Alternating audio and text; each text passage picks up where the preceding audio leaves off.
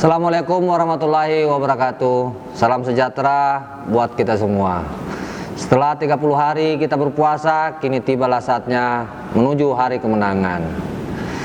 Jarak memang kejam hingga kita belum bisa bersua.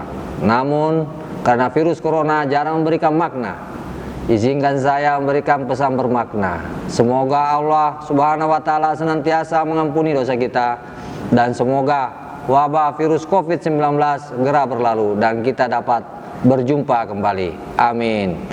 Kami, keluarga besar Balai Perikanan Budidaya Air Payah Ujung Bate, mengucapkan Selamat Hari Raya Idul Fitri 1441 Hijriah. Minal aidin wal faizin. Mohon maaf lahir dan batin.